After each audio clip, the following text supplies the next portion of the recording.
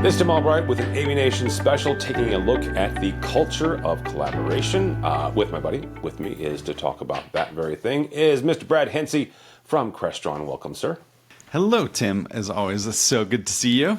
Good to see you. You guys wrote a piece for CIO Review not too long ago, and talking about this very thing, how IT is using collaboration really as a culture builder. Talk about that for a second and where you see that going, especially as the IT director, the IT managers are increasingly responsible for the collaboration technology that all of us use and put in. Well, I think that, this is one of those things that the IT teams aren't necessarily driving, but they're certainly responding to out of necessity. And that is, how do you shape the culture of a business and the culture of collaboration? And when you step back and you think about it, culture is enabled by an ability to work together, to trust each other, right? And the technology that we put into a space is such a critical component of it. And when you think of a couple of different things, different angles that are really important, one is if you're having a meeting, say it's an ad hoc meeting with people in the office, but you need to bring somebody into the conversation that's remote, can you do that really simply, right? And if you can't, you're not going to do it. And so then what happens is the people that are remote, they're not included in some of those discussions, and that's not a very collaborative culture, right? So that's a really important one. The other is when you're in those meetings, and if you're remote, and I've been on the remote end of some of those meetings and in prior lives where you're just a tinny voice from a conference phone in the middle of the table. And so you're not actually participating equally in that meeting. And so that's not a very good culture of collaboration. And then the third one is, it's a little bit more sophisticated way of looking at it, but the quality of the audio and the quality of the video affect how you're perceived.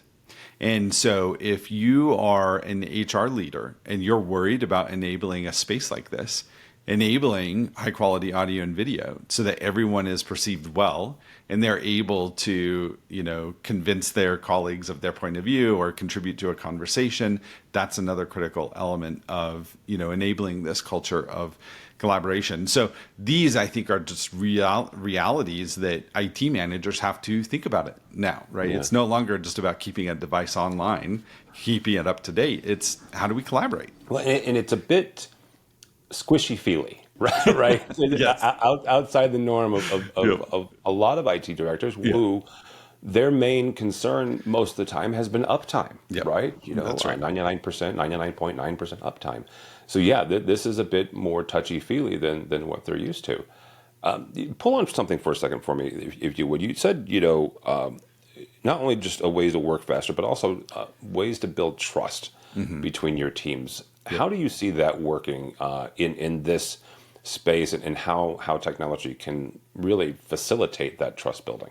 Well, again, the trust collaboration builds on a foundation of trust, and when you trust your colleagues, when you trust the technology in the space to get your work done, then you're enabling that collaboration much more effectively.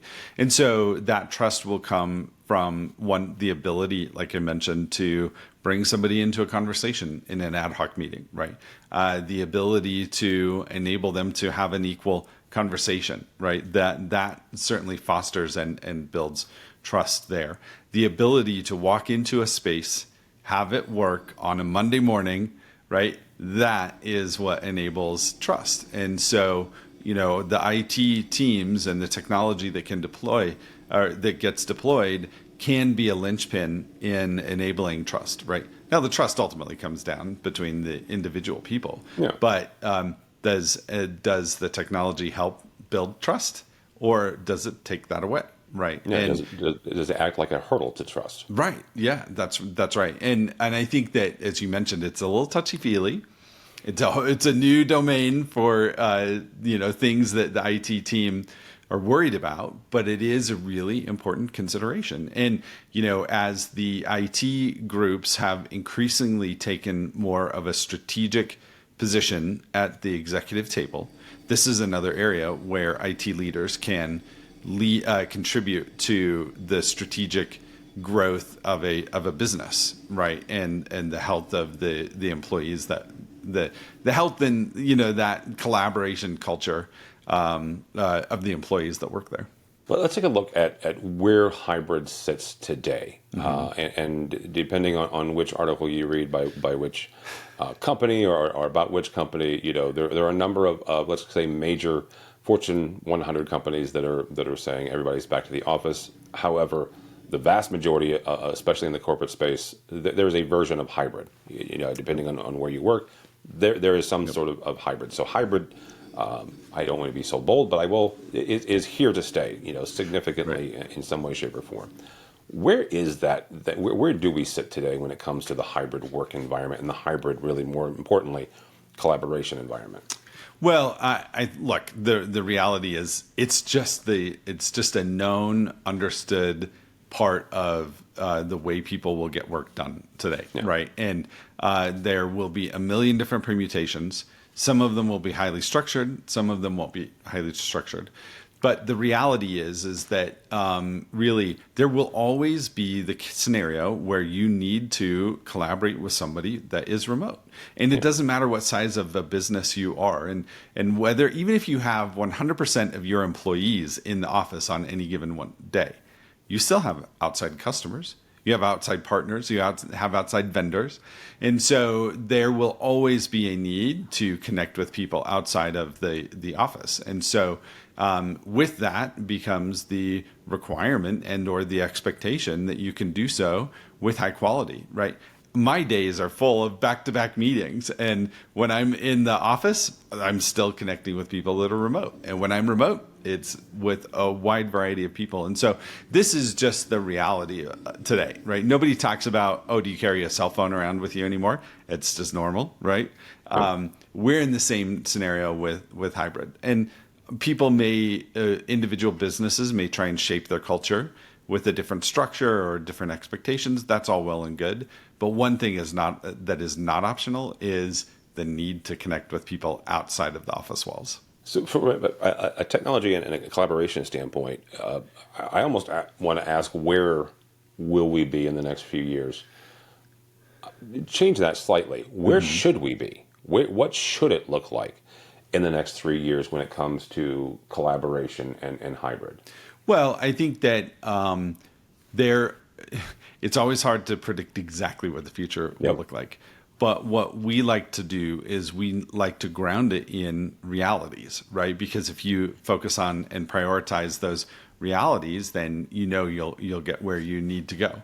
And one of those realities is that we know every room is going to need just a few fundamental items: a microphone, a speaker, a camera, an interface to manage it, right?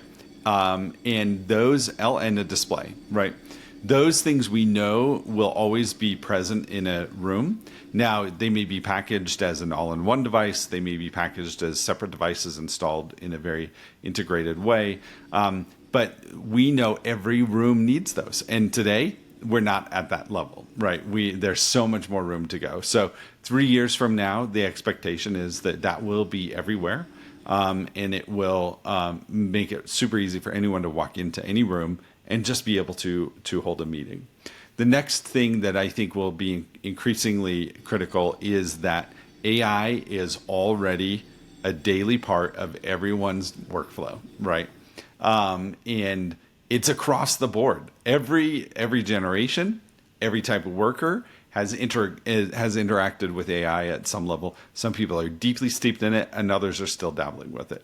But that is an inevitability that will be a part of it. And so as that adoption continues, as AI gets baked into more and more of the solutions and the way that work gets done, people will expect to be able to walk into a meeting room and use and leverage those services just the same as they do when they're on their own laptop. And so we believe that high quality AV will contribute to that and will help that. But there are other ways that you can contribute to that too, by connecting your infrastructure, connecting the sensors, connecting all of your devices. You can take advantage of some of those enhancements with AI as well. So as we move into the next future, every room can and should be connected. Every room, we should enable the AI services that are used by that business and by those individuals. And the connected infrastructure should contribute to the AI infrastructure in a way that will uncover new insights about utilization of products, life cycle of a product, opportunities to change or evolve the hardware that's installed in those rooms. There's a concept called hybrid permanence. And talk about that for a second and how priorities are shifting beyond just, I mentioned it before, the uptime concern for IT directors and IT departments. How is hybrid permanence affecting that? Well, I think that look, in the U.S., there's a lot of news about a slowing economy, a job report that is showing that the job levels are retracting a little bit. And what that leads then to a lot of people to speculate is that now businesses are in the driver's seat and they can demand everybody to get back into the office, right? And you'll see some of that, right? But back to the point I made earlier, hybrid is just the way it's done now, right? Yep. And even in a retracting economy where it's tough and, employers can say, nope, if you want a job, you got to show up every single day.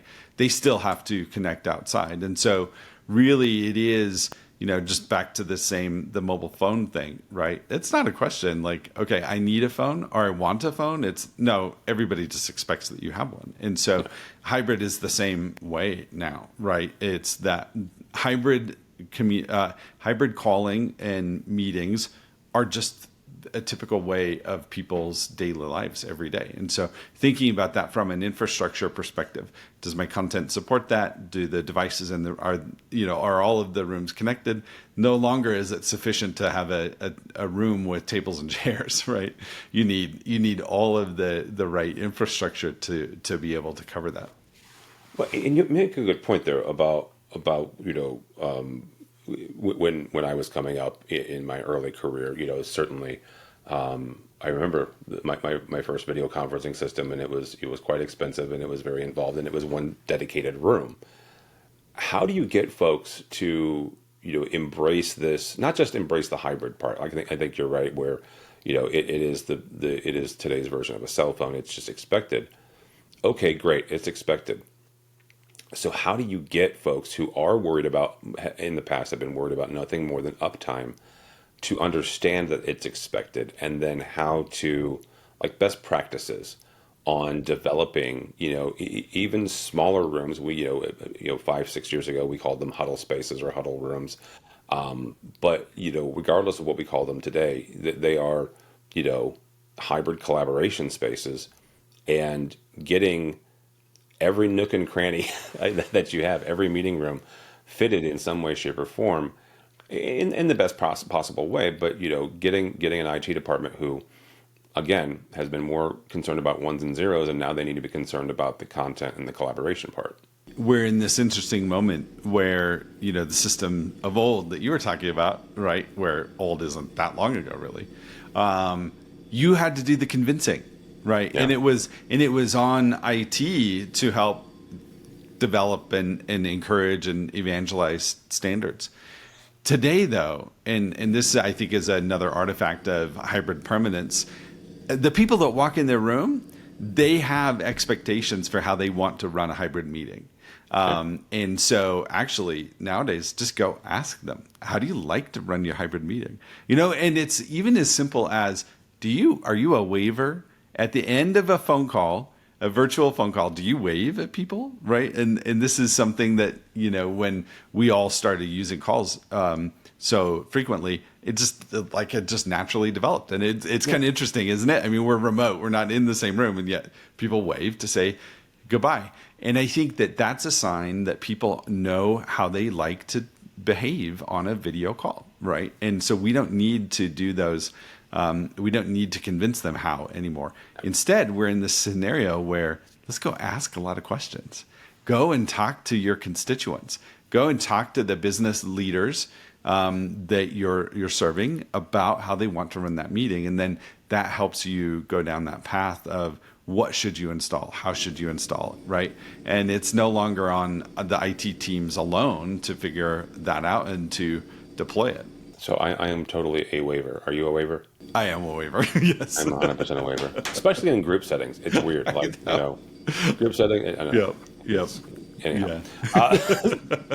when you look, one of the things I got to hang out with you guys at your Masters event in Madrid earlier this year. And you guys had started using the three C's, right? Collaboration, content, and control, right? The three aspects that Crestron can help it in this hybrid environment. When you look at that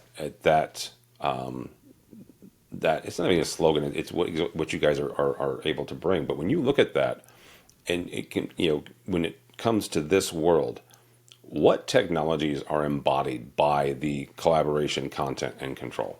There's a couple of really, I would say, some of the banner technologies within each of those. So under the collaboration side of things, certainly the video conferencing and intelligent video is a critical component of collaboration, right? Integrating and supporting services like Microsoft Teams and Zoom, that's a critical part of that. But related to that too are the BYOD technologies or the BYOM technologies, like say an AirMedia, right, where you can wirelessly or even wired, just with a simple USB-C cable, host your own meeting off of your laptop. So those are a couple of the critical examples within collaboration. You can also extend that to include intelligent audio. For AI-driven noise suppression and audio quality, all of those features fit within that collaboration umbrella, right? On the content side, it's all about the content distribution, and that can be AV over IP, so that you can distribute around a room or distribute around an entire office building. The content that you need, but can it also just be point to point and simple? Just really well contained. I need to get content from that podium up to those screens, right? Yeah. So that is a one of the banner sets of technology under content, but it can include also digital signage, and it can also include things like, hey, when a display is not in use, I want to show the name of the room and the agenda or some other message, right? So that all fits neatly under content. And then under control, it's really down to how can I make a space super simple to use and integrate it with all of the right technologies. And so that control integration, the control platform is, that one, the name's right in that one. But that includes the interfaces to be able to interact with the system, whether that be a touchscreen on the table, a touchscreen on the wall. It could be even a keypad, right? As simple as, hey, turn on the room, and then the display turns on at the same time. It can also happen from a motion sensor as well. So those are some of there's a wide variety of technologies that you can use under that control and under the control banner. How important is that interface simplicity when it comes to user adoption globally? Like when you look at, certainly you're going to have folks inside an organization, let's call them, they're bleeding edge technologists. They're going to adopt everything from regardless. And then you've got the spectrum all the way over to, people lovingly call them the Luddites, the people who will come to technology at the very end. How important is getting that interface simple enough to use that adoption rates are higher than what if it wasn't simple to use? Yeah, I think it's a critical element of making sure people are getting value out of that technology, and it's entirely driven by who will be in that space, right? If you're an educational facility and you have a wide range of faculty that will end up using that auditorium, you have to be very considerate of the user interface, and it has to reflect their workflow, right? Yeah. What are they typically going to be doing through that interface versus, say, the executive suite at a Fortune 100? and you know all of the executives that will be running it, you can finely tune that user interface for that set of people that will be using it. But you can't just phone it in, right? And I've seen plenty of examples of a million buttons on a little tiny touchscreen, right? Versus the really well thought out, highly considered, very simple and focused user interfaces that say, hey, we know this room gets used 3 ways, and we're going to present,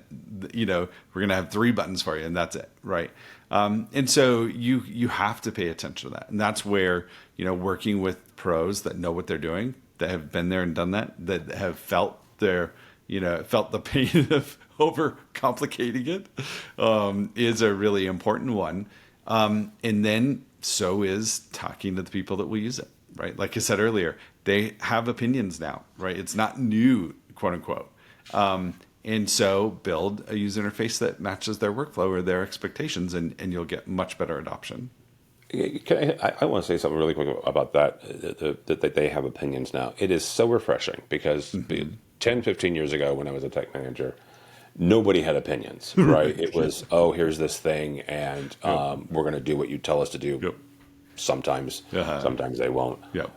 It really is remarkable, and it speaks to the adoption of the technology itself, because that adoption rate has increased, and with that adoption rate and with that comfort level, now we have opinions, which again is freaking fantastic, because now you're getting actual feedback. Totally. Right? Yep. That's right. And you can respond to it, and they don't just hate you anymore, right?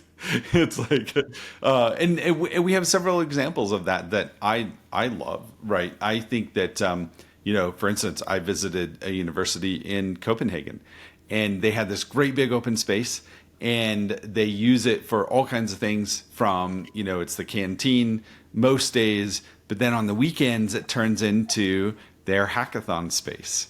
And they have little quadrants where the groups break up, and then they come back together and they present from each of those quadrants. And it was the leaders of that engineering department that had this vision for how they wanted to run the hackathon. And so they turned to the IT team and said, this is what I would like to do in this space. And they made it work there, and everybody was happy. IT was proud of what they built for them. The engineering leaders were happy with what they built, and the students loved it, right? And that's such a great scenario and a great opportunity. And I think that's the exciting part about where we're going, when everybody has an opinion for how they want things to operate. Yeah, absolutely. Really quickly, how can IT departments, how can IT leaders use these 3 C's, the content, collaboration, and the control, to look at their space and evaluate how their current infrastructure either hinders or helps building that healthy collaborative culture? Back to the truths we know people will always need. Every space needs some form of 3 C's. So that's one, is start with the checklist of that. Are we enabling people to share content? Are we enabling people to collaborate and communicate? Whether they're in person or they're including a remote person, that's super important. And are we enabling a space to walk in and make it really simple to use, right? So that's the first starting point from a high level framework. So that's one. The second one is nobody's doing one room anymore, right? You're doing 100, you're doing 1,000. And so as you think about addressing the 3 C's across the entire enterprise, are there ways to enable content in all rooms without needing to go and do a bespoke solution here and a bespoke solution there? Each room may have unique requirements, but that doesn't mean that you can't use the same technology across all the rooms and just have it tuned for that particular environment. So I think those are really important considerations to start with. Run through your 3 C's checklist. And then overlay that with what are the technology platforms I can use so I can leverage them across many different spaces.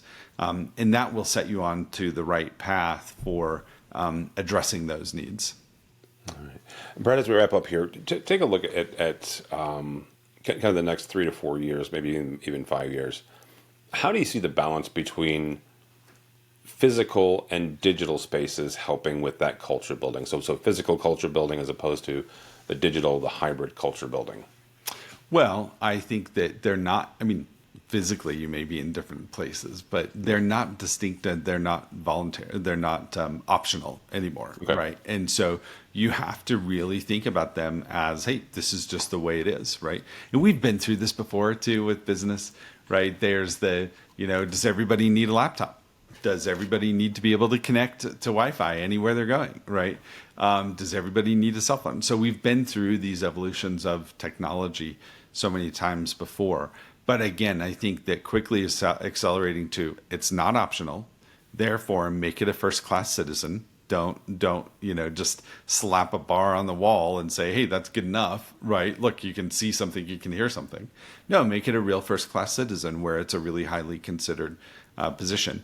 As people take it that way, and as they take it as a serious investment, then the right investments will happen, and the culture will happen too, right? You have to be very deliberate about it. You can't just be like, I'm just going to check it off. I mean, and look, we know that for an IT team, the cost of collaboration technology is actually a small portion of most budgets, right? Still a big number, but it's not proportionally, it's not gigantic, right? There are so many other critical services that are a much higher budget percentage, but it's a huge part of the reputation too, right? Disproportionately, right? So take it seriously, right? And be very deliberate about how you roll it out, what you roll out, what you enable. Include the various constituents, right? You may not have had to include HR before. You may not have had to include facilities before, and you may not have had to include business leaders in some of these discussions. But do so, and that will really help you set up the case where you're contributing to a culture of collaboration. Well, yeah, I mean, you get all those various perspectives and their wants and their needs. You're better able to service your entire customer base, and in this case, the IT department, the customer base for these folks is their fellow employees, right, and making sure that they're felt, that they're seen, and they feel part of the conversation and part of the collaborative process. Yep, that's right. Yep, exactly. All right. Well, thank you so much, sir. How do people connect with you or Crestron? Crestron.com, also Crestron on all of the socials, and then you can also find me, just Brad Hinsey, on LinkedIn as well. Very good. Thanks so much, Brad Hinsey from Crestron. For us, for AVNation, go by our website, avnation.tv. That's avnation.tv, and you will find this program and a host of others, all that and more at avnation.tv. It's avnation.tv. The network for the AV industry.